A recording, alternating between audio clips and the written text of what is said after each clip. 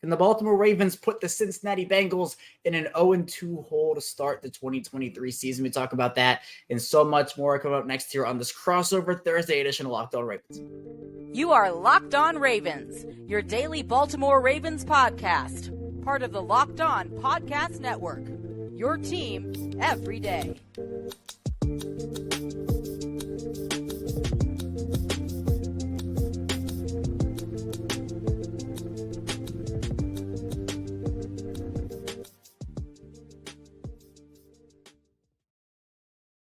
Welcome into another edition of Locked On Ravens. We're your daily Baltimore Ravens podcast. I'm your host, Kevin Ostreicher of Ravens Wire here on the Locked On Podcast Network, your team every day. Thank you so much for tuning in, making us your first listen each and every day on this show. We're free and available all podcasting platforms, including over in video form on YouTube. Today's episode of Locked On Ravens is brought to you by PrizePicks, the easiest and most exciting way to play daily fantasy sports. Go to prizepicks.com/LockedOnNFL and use code all lowercase LockedOnNFL for a first deposit match up to $100. We're back. It's a crossover Thursday, our second crossover Thursday of the 2023 season, meaning we'll talk with Locked On Bengals, and we got Jake Liscow and Jase Rapien getting in to the Ravens-Bengals Week 2 matchup. A big divisional game as the Bengals are in an 0-1 hole right now. The Ravens 1-0 after beating the Houston Texans. The Bengals had a bit of a not-so-good game against the Cleveland Browns. So we'll get into everything, biggest matchups, key storylines, and a lot more with Jake and James. And we also get into final score predictions. But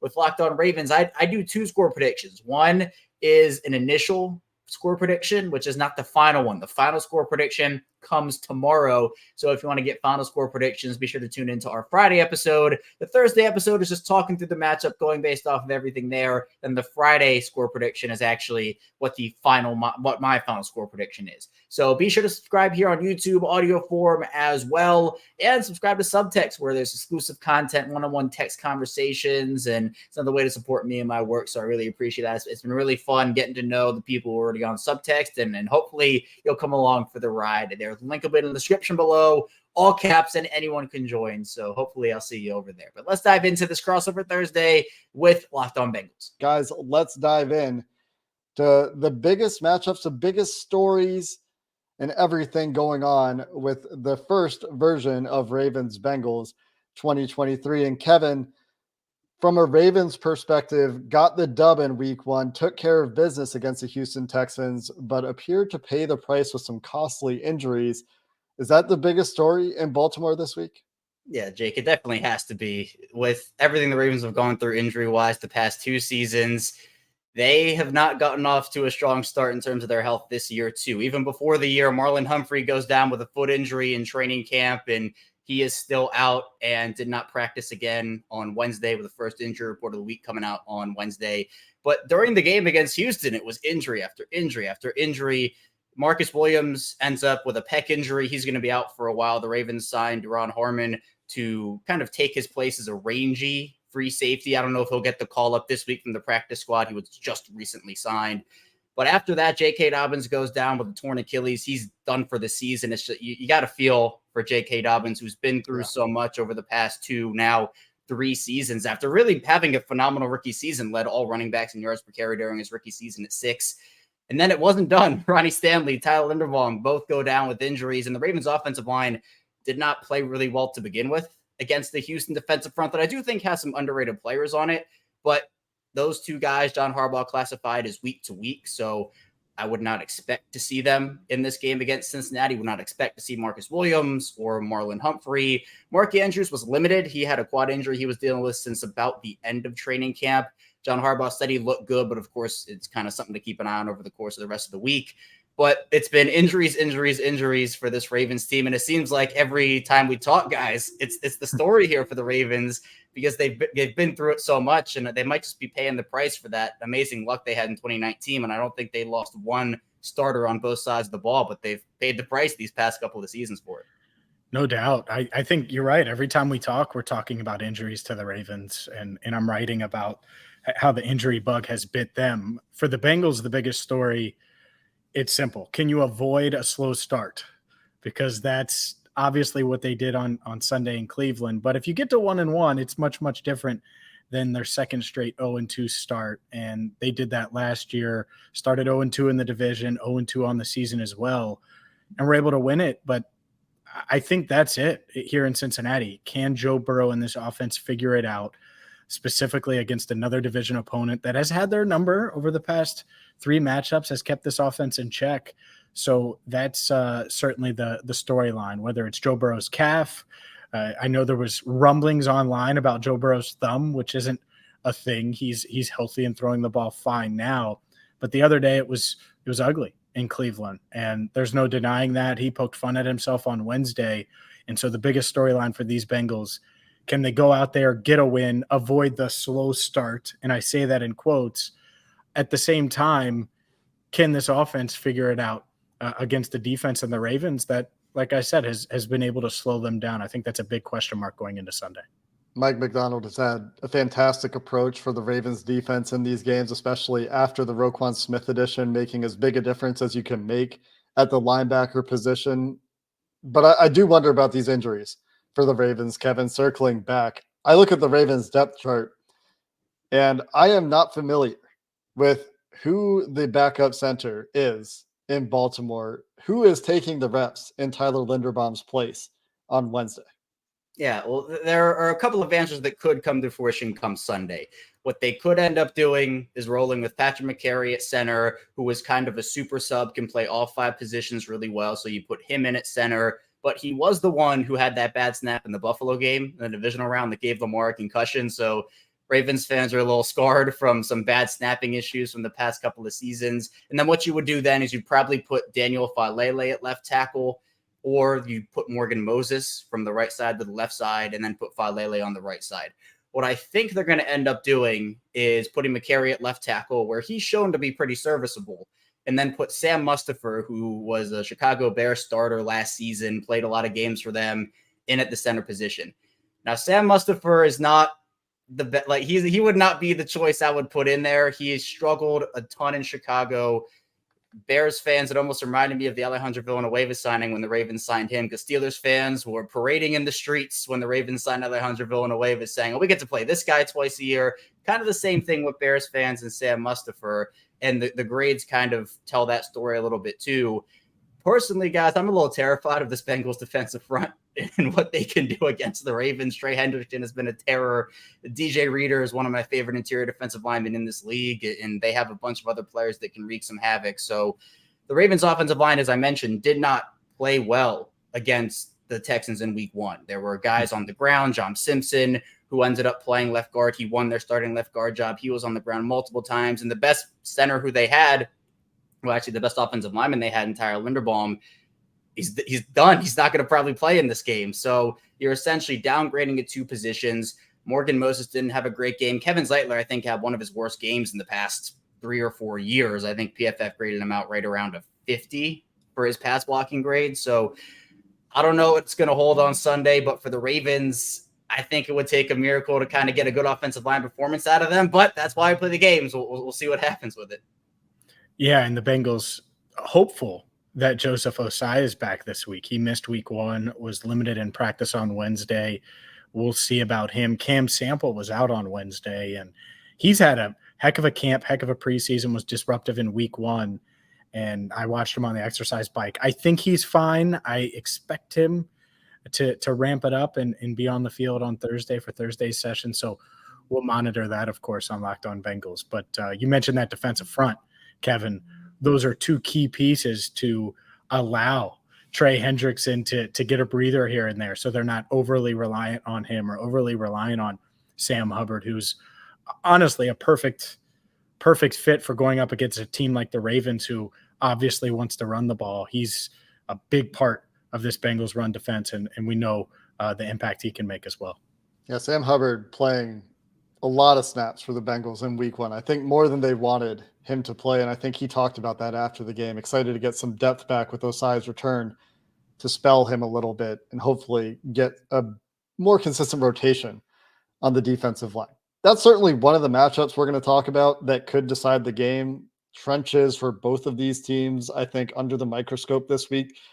I'm also very interested to see the Todd Monken offense in Baltimore and how things have changed and how well that hits early in the season. We'll get to those key matchups coming up next. This episode of Crossover Thursday on the Locked On Podcast Network is brought to you by Jase Medical, who believes that everyone should be empowered to care for themselves and their loved ones during the unexpected. And that's why Jase Medicals offers the Jase Case. The Jase Case provides 5 life-saving antibiotics for emergency use and gives you peace of mind so that you're not just hoping that you have access to medication in an emergency. Jase Medical makes sure you have medication in hand, and it's simple. They handle everything from the online evaluation to licensed pharmacy medication delivery and ongoing consultation and care. You don't need to get caught unprepared. You can save more than $360 on these medications by going with Jase Medical, plus an additional $20 off by using promo code Locked On at checkout at jasemedical.com. That's JASE medical.com, promo code Locked On. All right, guys, let's talk biggest matchups. Kevin, let's start with the Ravens perspective as we do. We talked about some of these injuries on the offensive front, but there are quite a few differences in this Ravens team compared to the 2022 version, especially for those Bengals fans who haven't been following the Ravens as closely as your listeners on Locked On Ravens. What do you see as the biggest matchup in this game? Well, I think I could go for a couple. We've talked about the offensive line of the Ravens versus the defensive line and that defensive front of Cincinnati. I mean, I think it's going to be first off neutralizing DJ Reader in the middle and trying to figure out where you go from there. I don't know whether they're going to bring double teams up and kind of stop them at the line or what you do there, but I think DJ Reader can probably win a lot of those one-on-one battles against the Sam Mustipher or a John Simpson, and wherever the Bengals line him up, I'm sure they're going to line him up to optimize what he can do and wreak havoc. Last week, we saw Lamar Jackson have to step up multiple times because pressure came in so fast. The offensive line didn't know the snap count. There are multiple penalties. The Ravens had 13 penalties, guys, last week, which was tied for 7th most in team history. It was the most since 2016. I think they had a 21 as their team record in 2005, but that's neither here nor there. Baltimore's going to have to figure out how to keep Lamar Jackson upright and keep him comfortable in the pocket. And they did a couple of things in that game against Houston in the second half, where Todd Monken adjusted, which is something we did not see as much under Greg Roman. It was a halftime adjustment where they used Patrick Ricard a little bit more for an extra guy to protect for Lamar, using him in different areas and also giving Lamar more check down options. There was a couple of opportunities for Lamar to check down to Zay Flowers and just give him that short passing game option if the pressure got there. But Houston was able to get there with 4 rushers, 5 blitzing. It was all of it. And so with Cincinnati, who again has a very vaunted defensive front, to me, it all starts up front for an offense. And Lamar Jackson, we know what he can do with his legs. He's Houdini. He can do all the different stuff and maneuver around and escape from the pocket and make something out of nothing. But you don't want to have him doing that all game. You want to have him comfortable in there, going through reads. And when we saw him go through those reads against Houston, we saw Zay Flowers be able to get open. Odell made a couple of nice plays. Rashad Bateman got open too. So I think you have to try to get the passing game rolling, and I think that starts up front, and then you can try to go after those Cincinnati corners and Cincinnati safeties and see what happens. Yeah, I think that's obviously going to be a huge matchup. Please go against the safeties, by the way. I think the Bengals safeties are going to be fine. That's been such a talking point, and they looked good the other day. They combined for 17 tackles.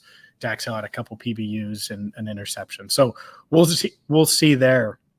Along those lines, though, I do think Bengals secondary against Zay Flowers, Odell Beckham Jr., that is a matchup. And I'm not sure it's the biggest matchup in this game, but the Zay Flowers I know stood out and got the Bengals' attention for what he was able to do against the Texans because he's a human joystick and he gives them another weapon that can turn a quick pass into potentially a long gain. And the gang tackling aspect is something that I know they were enforcing. So that's one to me when the Ravens are on offense that I'll certainly be paying attention to is one, I'm not sure Baltimore's ever had a guy at least in recent years, where you could just throw him a quick pass and he's able to do what Zay Flowers is able to do. At the same time, I think this Bengals team knows it, and it didn't take much film for them to be like, oh, yeah, that Zay Flowers kid's pretty good. So I think that's going to be an interesting one for sure. The return of Mark Andrews, I think, needs to be highlighted as well, assuming that he is good to go, limited on Wednesday. Like Kevin said, he is one of the best tight ends in the NFL. The Bengals' treatment of tight ends this year has changed. They're using Dax Hill more in that role instead of Trey Flowers in the past. So the Bengals nickel or dime look, rather, instead of three safeties, which we've seen from them for a couple of years, or a big corner in Trey Flowers, is now the Bengals are moving Mike Hilton around and kind of using Mike Hilton more versatily as a safety. So that'll be interesting to see how the Bengals play matchup with another really good tight end. Dealt with David Njoku last week, who didn't have a huge week, but Mark Andrews certainly a very proven threat. The other piece, when the Bengals have the ball, they need to be better on offense. They were simply dreadful against the Browns. Conditions were one thing. So Bengals versus rain is certainly a matchup this week. We'll see what the conditions look like in Cincinnati. Hopefully it's not so muddy and slick, because I've heard coaches, players on both sides talk about how much the conditions affected the passing game for both teams. And the other thing is the offensive line needs to be better. The Cleveland Browns, I think, have one of the best defensive fronts in the NFL with the addition of Dalvin Tomlinson and Za'Darius Smith, the depth adds of Maurice Hurst and Ogbo Okoronkwo, Shelby Harris, really deep group there. I'm not as impressed with what the Ravens have up front, although I think they're good players. I don't think they're just difference makers at the level that Cleveland presents in the defensive front. So looking for the Bengals offensive line to play better, obviously for Joe Burrow to play better, but deciphering that Mike Macdonald defense, which kept things under wraps pretty well against this team with disguising coverages last year, I think is a big piece this week. But Kevin, when we talk about most important players, it's easy for Bengals fans to point at this and say, it's Lamar Jackson. It's the Baltimore Ravens. They go as Lamar Jackson goes. Is that the case, or is there someone else that you would highlight as being the most important player for the Ravens this week? Well, I definitely think it always has to be Lamar, but it's no fun to just say that. I'll throw out somebody who's different from Lamar. I'm going to go way deep into the bag and say Jadeveon Clowney is going to be the guy. And that is, I see, if you're watching, you see James's reaction there. I'm going to say, because Jadeveon Clowney had one tackle. I know Jake loves my takes. One tackle in this game against Houston in week 1. But what he does isn't in the box score. He's one of the best edge setters in the NFL, super physical, and can do a couple of things. Now, the pass rush has been inconsistent. I don't necessarily view him. A lot of people viewed him as the one-to-one replacement for Justin Houston. I kind of viewed it as Jason Pierre-Paul, where he can play inside, he can play outside, but when it comes to setting the edge and then letting other guys clean up, like Roquan Smith, like Patrick Queen, who Roquan Smith had 16 tackles, Patrick Queen had 11. They combined for 27 total tackles in that week 1 game. Clowney is someone where if you can make the Bengals offense a bit one-dimensional, and obviously with Joe Burrow throwing the ball, obviously that's a way that they can beat you, right? There's no doubt about it. But I think if you any team, any week, if you take away an aspect of an offense, it makes things just a little easier. And I know it's going deep in the bag. I know he's not somebody who's going to go out there and have 3 sacks as a typical edge rusher would, but I don't think he's a typical edge rusher. He might go out there and have a sack. I wouldn't expect him to show up on the box score a lot, but if he can make the impact that he had in week 1 in this game in week 2 against Cincinnati, I think it could have a bigger impact than some people might think. So it's always Lamar Jackson, but I said, why not go for somebody else and put Clowney in the mix there? I'm not as creative as Kevin. It's Joe Burrow, and it's Joe Burrow against Mike Macdonald, and it's the biggest matchup of the game, the entire game. We could talk about trench play and Orlando Brown Jr. versus Jadeveon Clowney versus can Joe Burrow get this offense right after last week, but also figure out this Mike Macdonald defense that did throw a wrench into the Bengals offense throughout last season and in the playoffs when the Bengals were at home and needed to get a score to win it. And obviously Sam Hubbard handled that, but man, it was tough at times last year. So can you figure that out with a revamped offensive line? Obviously that goes hand in hand. It's a huge, huge question going into Sunday. Coming up next, let's break down, after all of these talking points, what must go right for each team to win and get some quick score predictions as we wrap up Crossover Thursday. We'll finish the show there next. But first, this episode of both Locked On Ravens and Locked On Bengals is brought to you by PrizePicks. And if you're looking for daily fantasy sports, look no further than PrizePicks. It's the most fun so many have had. You can win up to 25 times your money this football season. All you have to do is select 2 or more players, pick more or less on their projected stats, and place your entry. It's also really simple to play over on PrizePicks. You can make your picks and submit your entry in less than 60 seconds. And maybe if you're looking at this Ravens and Bengals game, you want to see if Odell Beckham Jr. can go for more than his projected total. Maybe Joe Burrow throwing for more than his projected touchdown total. Lamar Jackson, more total yards. You can do all that over on PrizePicks. PrizePicks offers weekly promotions that can lead to big payouts like on Taco Tuesday. Each Tuesday, PrizePicks discounts select player projections up to 25% to provide even more value. And PrizePicks now even offers Apple Pay for quick and easy deposits into your account this football season. And if you can go to PrizePicks right now, prizepicks.com/LockedOnNFL and use code LockedOnNFL for a first deposit match up to $100. Again, that's prizepicks.com/LockedOnNFL. Use code LockedOnNFL for a first deposit match up to $100. PrizePicks, daily fantasy sports made easy. Kevin, the Baltimore Ravens coming on the road, banged up team. What needs to go right this week for the Ravens to come out of this game with a dub?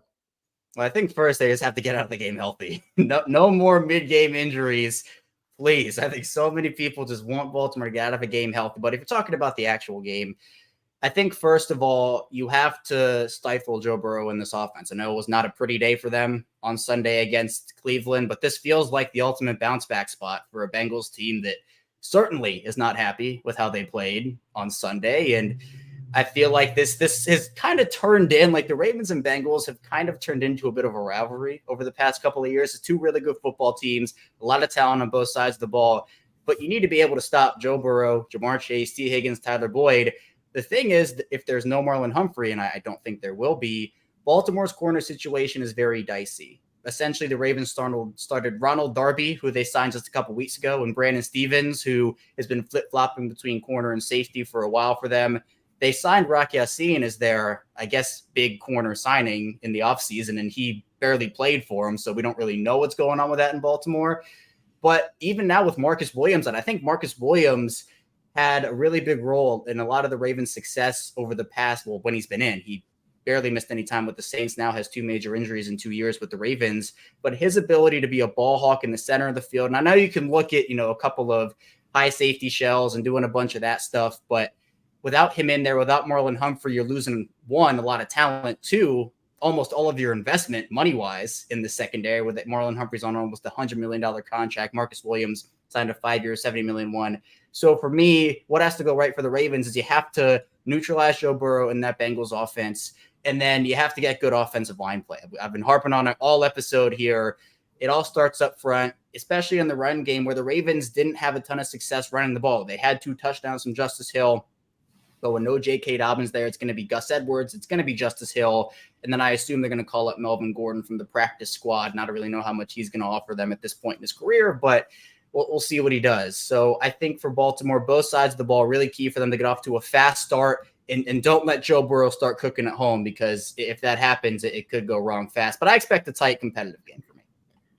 Yeah, I think it's going to be competitive because we still don't know if they've solved this McDonald riddle. And I keep coming back to that, but that's just kind of where I'm at. Now, we've seen Joe Burrow throughout his career. His first game against Baltimore got pummeled, and then he figured it out, solved the puzzle, and that second game felt different, and he was able to do that. Well, now it's a new defensive coordinator, and you had 3 opportunities last year. Didn't really get to get it done that way. Obviously, they won the 2 that mattered the most. But can he solve that? Excuse me. I think that's a huge question. But you mentioned offensive line play, and that's the key here. Outside of Burrow solving the riddle, it's can you protect him? Because if you're going to be able to protect Joe Burrow and he's going up against the banged up secondary, well, good luck. That's much different than Denzel Ward and those corners he faced last week in Cleveland with Myles Garrett bearing down on you and Zadarius Smith. And so it could feel much, much different. I agree with you, Kevin. Getting off to a quick start against a team in the Bengals that I think the pressure is on them this week, that's key for the Ravens. Flipping it, though, the Bengals, can they get something going on offense early just to build a little confidence? Not that they're not confident, but just going down and in starting the game with points and not having to settle for a 3 and out or having to punt on your first drive, I think that would go a long way, especially considering the possessions that they get or don't get against the Ravens. That's something Zach Taylor and Joe Burrow talked about. You don't get many possessions against the Ravens. They like to run the ball, run the clock. And so if you're limited possessions wise, you got to make the most of them when you have the ball. And the Ravens using tons more 11 personnel this year, like 30% more than they did last year. So like the offensive transformation for the Ravens, very interested to see how that's different this week. But if you're the Bengals in this game, you look at where the Ravens are hurt and you have to take advantage of that. No Ronnie Stanley, no Tyler Linderbaum, very likely no Marlon Humphrey, no Marcus Williams. There's some good players still playing on these teams, on the Ravens, obviously, with those guys out. I have a lot of respect for Roquan Smith, for Jadeveon Clowney. I've talked up Justin Madubuike. I've talked up Travis Jones in the past, but those guys are going to have to play really well for the Ravens to overcome what they're missing in the back end of their secondary and what they're missing on the offensive line. Lamar Jackson and those receivers and Mark Andrews are going to have to play really well to overcome the pieces that I think they're missing on the offensive line and in the running game. So I think that the Bengals need to take advantage of those opportunities where they have them. And a big piece is look like a competent offensive line. You talked about confidence, James, and building confidence. If there's one unit that needs to do that this week against, again, I respect the players on the Ravens defensive line. I just don't think they're as good as what the Browns offer there. This is a week that the Bengals need to look better in the offensive line to start going in the right direction. With all that said, Kevin, you're talking about a tight game here. How do you think this plays out in Cincinnati? What's your score prediction? I think you got a desperate Bengals team here now. What do you think? Yeah, I think going down 0-2 would be a disaster for the Bengals. It's a classic get right spot. I had the Ravens winning this game before the season started, but you can't ignore the injuries that Baltimore has. It'd be great if the Ravens won it. I think they can, but I'm going to give this one to the Bengals after everything that we've seen over the past couple of weeks. Maybe things don't go right for Cincinnati, but I'm going to say the final score, and I always overshoot it, but these are two talented offenses. I'm going to say 31-27 Bengals, but even that to me feels high. That's a lot of points. Yeah, it's a lot of points, and the McDonald riddle would be solved if that's the case. By the way, I'm a fan of points and big plays, so sign me up for your result, Kevin. I'm taking the Bengals as well. I asked Joe Burrow multiple times on Wednesday kind of what it would mean in different ways, and he said how important it was to get to 1-1 versus 0-2 like they were last year. I think they find a way at home to get it done. The Bengals 27, Ravens 20. They've got to get right. If they can't take a step in the right direction this week, I mean, they did not look like Cincinnati that is an NFL offense last week. It was truly, truly dreadful. They need to take a step back in the right direction on that side of the ball to restore confidence in their chances. And honestly, they should be confident. The Bengals have more often than not bounced back. Week 2 last year, though, they did not. A major shout out to both Jake and James for talking Bengals and giving some insight into that Cincinnati team. It's been kind of a rivalry for the Ravens and the Bengals. It'd be so huge. It'd be absolutely amazing if the Ravens were to come out with a win. I know injuries are going to make it really tough. And again, if you want to tune in for the final score prediction, because that prediction is not my final one, be sure to tune into tomorrow's episode. But that's all I have for you here today on this episode of Locked On Ravens. Coming up tomorrow, we'll be rounding out the show, continuing to preview the Ravens and Bengals Week 2 games. So be sure to stay tuned. I'll see you right back here tomorrow on Locked On Ravens.